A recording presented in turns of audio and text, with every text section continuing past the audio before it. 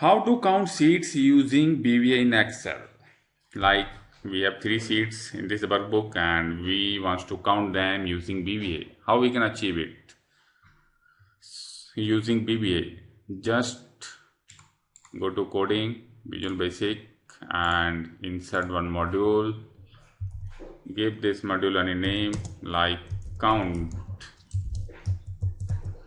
and message box.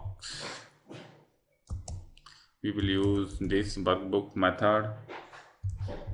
This workbook dot sheets dot count, and just run this code. Here it is 3. And what if we add another sheet? Run this code again.